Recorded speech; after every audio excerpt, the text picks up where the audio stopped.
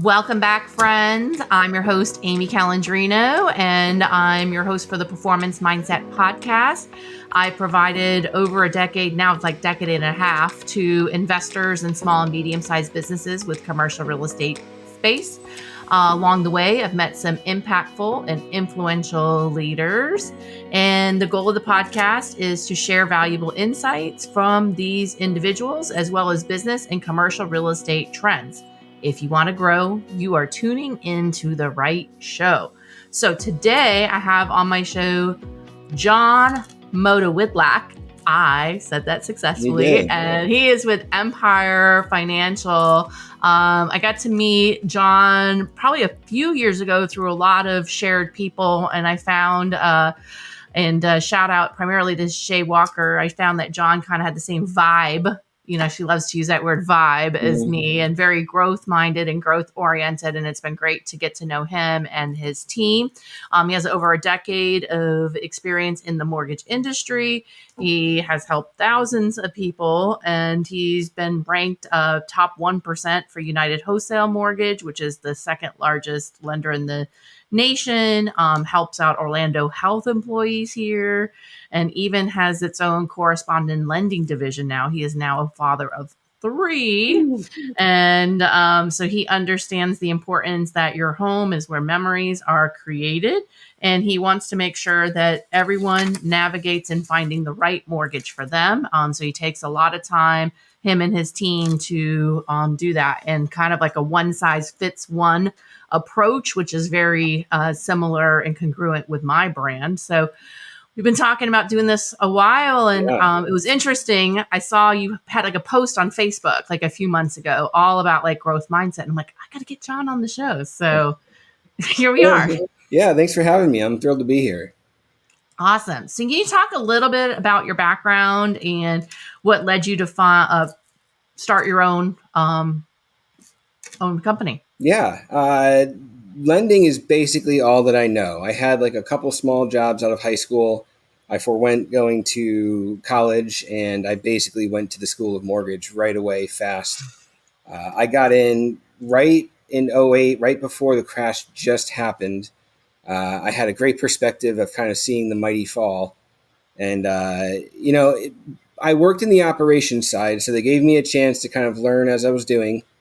And I got to kind of see how loan officers worked, how they interacted, the money they made, what they did for a living.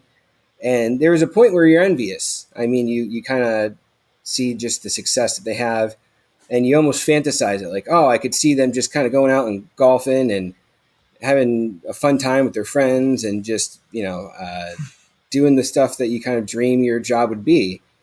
And, naively, when I decided to make the jump to lending myself and doing sales and originating loans, I learned quickly it was not that. It was stressful. You never knew, a snap of a finger and you can lose your whole paycheck. And it was just this emotional roller coaster. And kind of what prompted Mpire was the desire to get that feeling back where, okay, you can have the dream and you can set up your business in a way that you're having fun and enjoying what you do, and it's automated and running smoothly and properly managed. And that kind of bred Mpire, was trying to create that for people.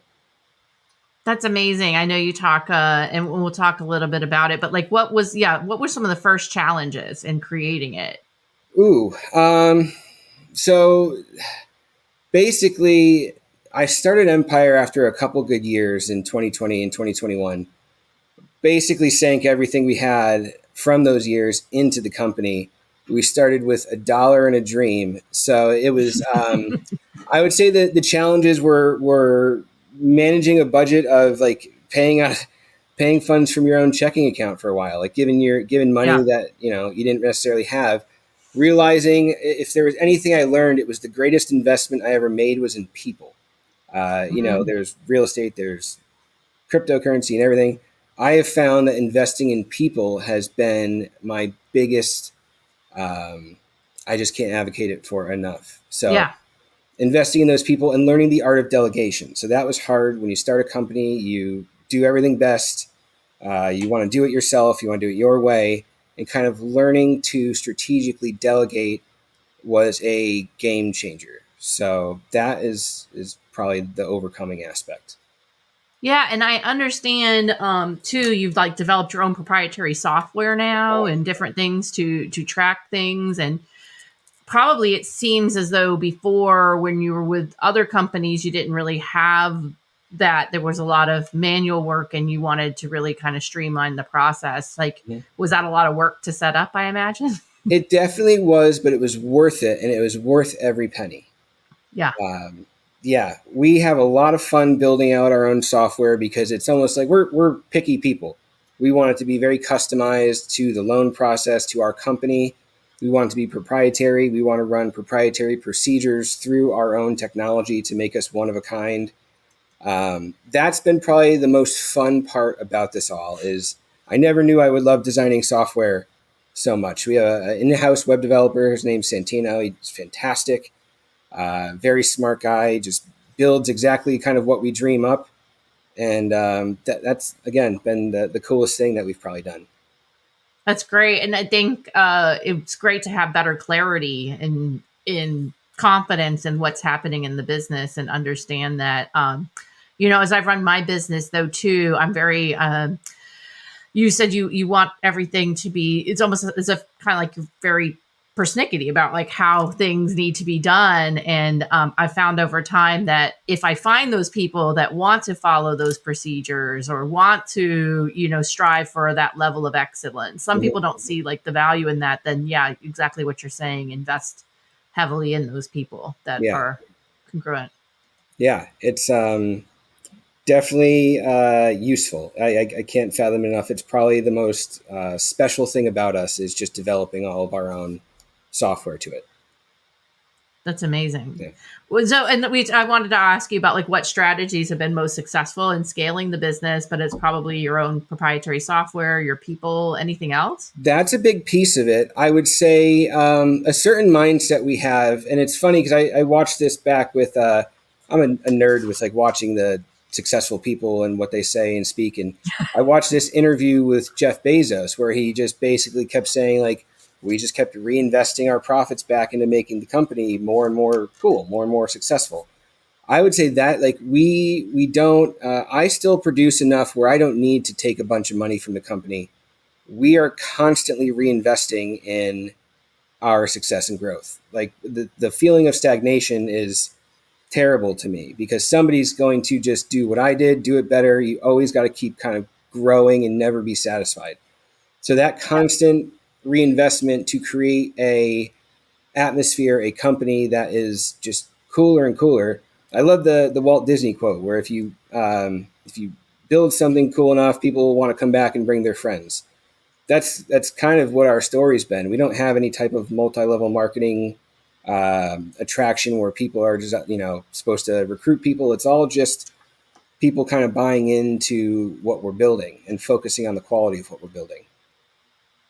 Wow. And organically, just in the last year, do you have more people than you did like a year ago? Oh yeah, we 3 times from the previous year. So next month is our 3-year anniversary.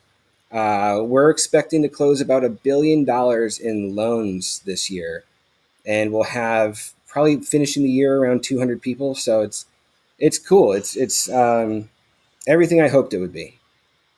That's amazing. That's amazing. So you're really well connected. And how important has your network or the community around you been in your business growth? Yeah, I like to think of myself as a culmination of all the people that I know. Even my jokes and my fun stories. I moved to Orlando and really didn't know anybody but my brothers. And just putting yourself out there to learn people, put yourself in situations where you can make strategic partnerships. I mean, I have advanced solely on strategically aligning with just the right partners, knowing people like you, Amy, and you feel like you have connections everywhere. And I would say that there was a post I did make on social media a couple months back, and it was just this realization of realizing how cool the people that you hang out with are.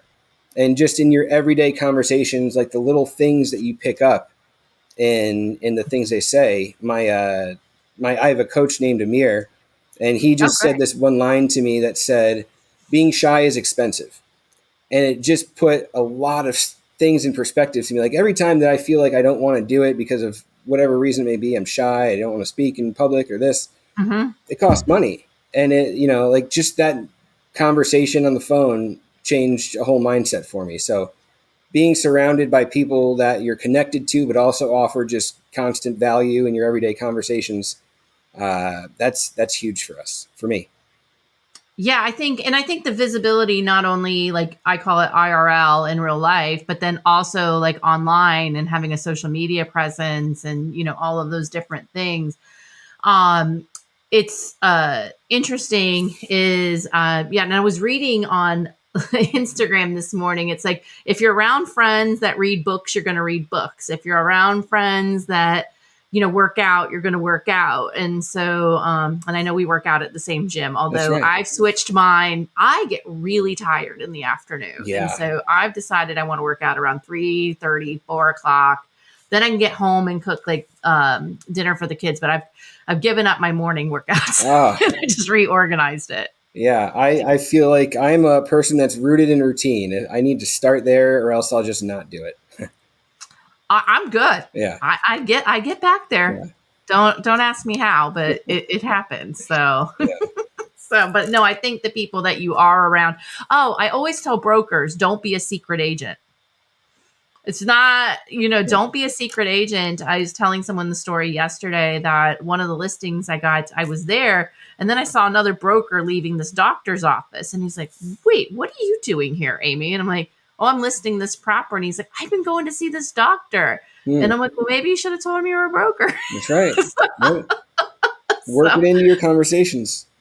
everywhere you go, you want people to know, what do you do, Hmm. and how can you help them, and what solutions can you provide. So we talked about you connecting with different people. You're really involved here in Central Florida, especially Winter Garden. Do you see any trends in the market, or how are you positioning yourself? Yeah. I think we are slowly but surely building like the coolest place to live.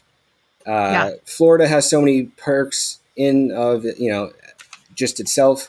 You have beaches on each side of you. You have friendly tax laws and just warm weather year round. And now we have so much space we're filling in with modern buildings and innovative ideas. And man, Winter Garden especially. We'll be talking in about a year, Amy. I'm looking for something like our friend Mike is doing.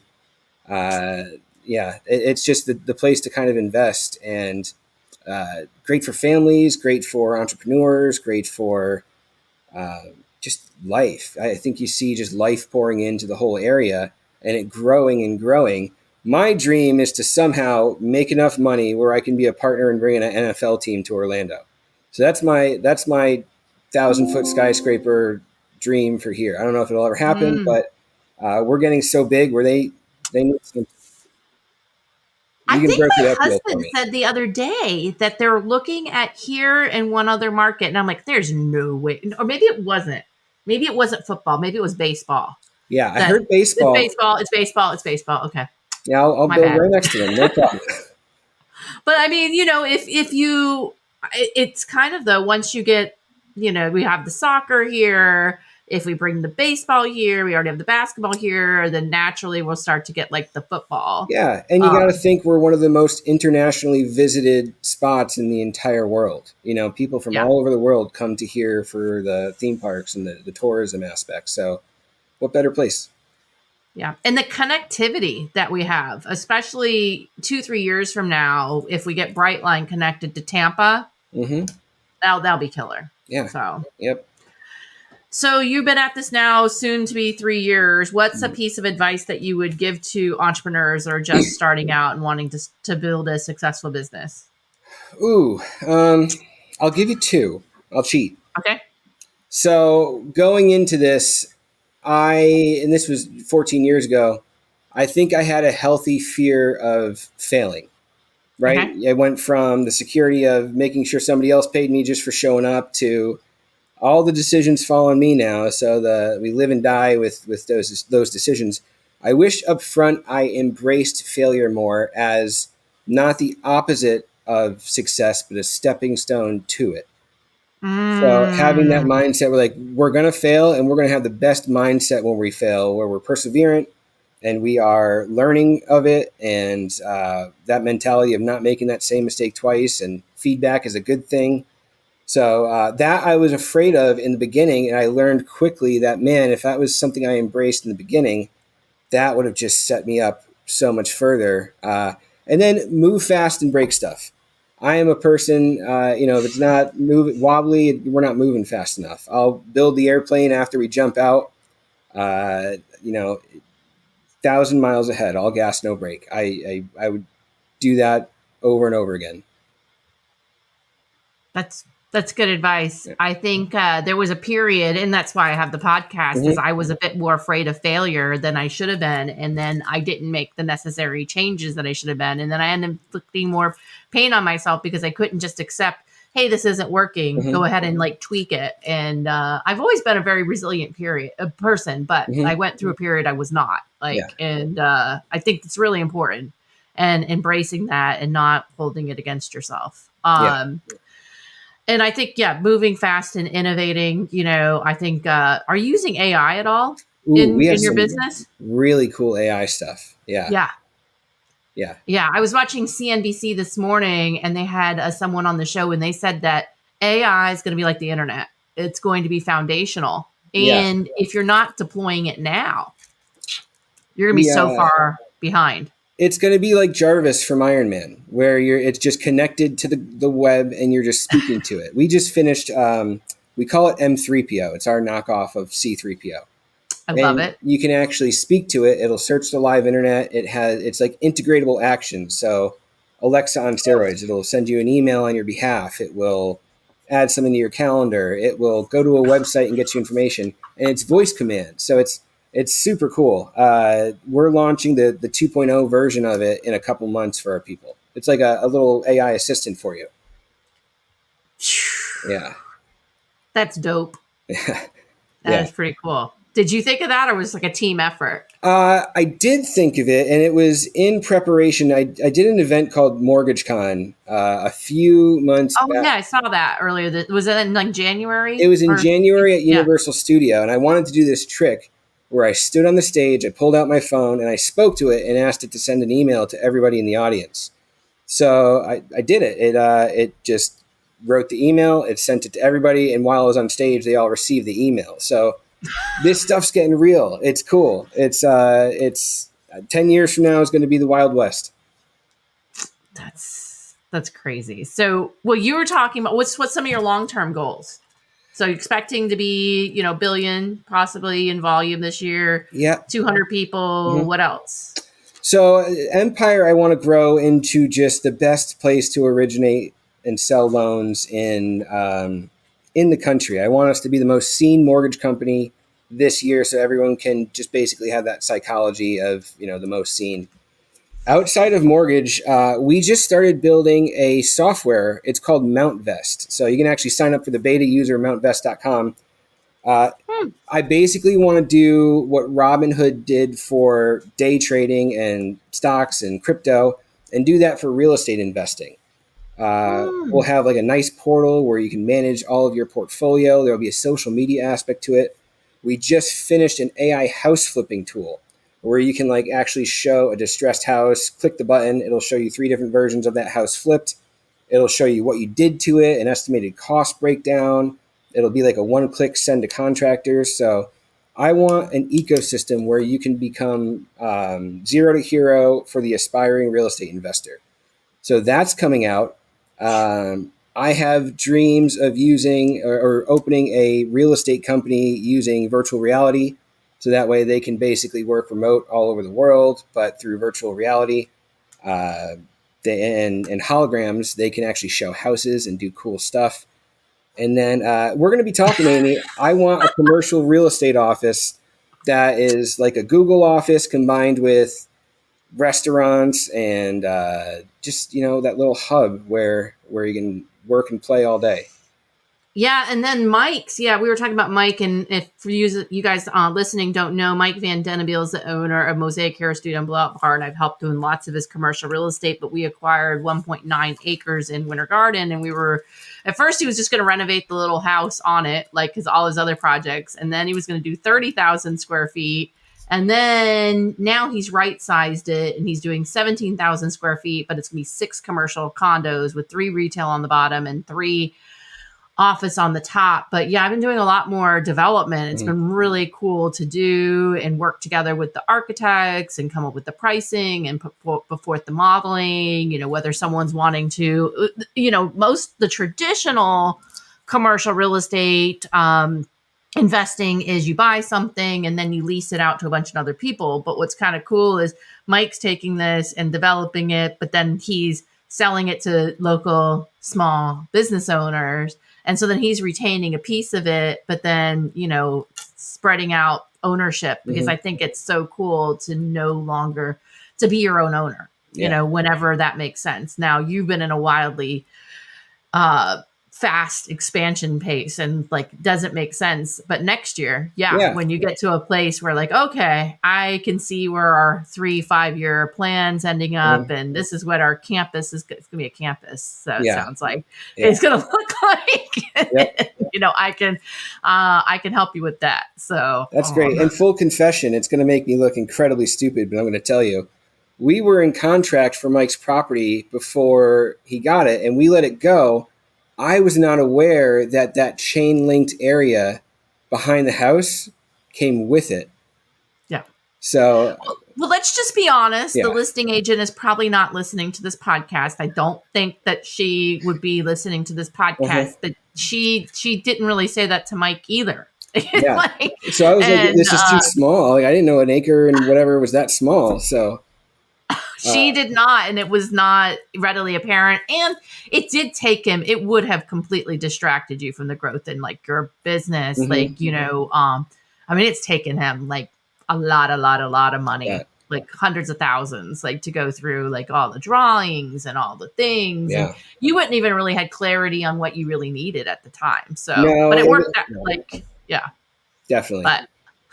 But we ended up really connecting around there, and then we realized that, and but it's been a journey. I think he's been working at this now for 2 years. Oh, but then when I heard that it was under contract with someone else, I wrote a love letter to the agent saying, if anything happens, I'm here. I went to West Orange High School and all these different things. And then she's like, okay, it did. And I'm like, all right, don't put it back on the market. We got this. Yeah.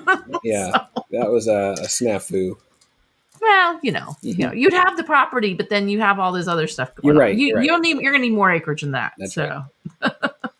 So what do you do personally to keep cultivating your performance mindset or growth mindset, and how has this philosophy impacted your approach to business? I tried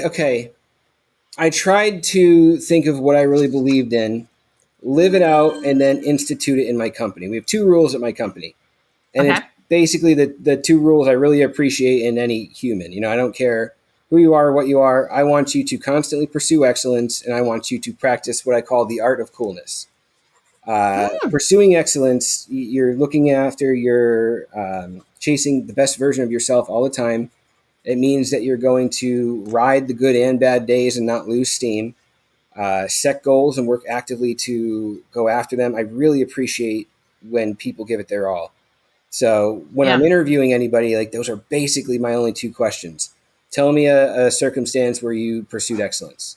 And then, the art of coolness, we are constantly, our success is based off what we attract, right? If you can't be personable and sell yourself every day with wanting people to interact with you, that's what also breeds an organic culture. Then I don't have to worry about if we're going to have culture problems if I'm constantly pursuing people that just are cool people. The aspects of that is just positive mindset and not a victim mentality, and that has been very cool for us. It's bled into the company. It's developed our organic culture, or community, I should say.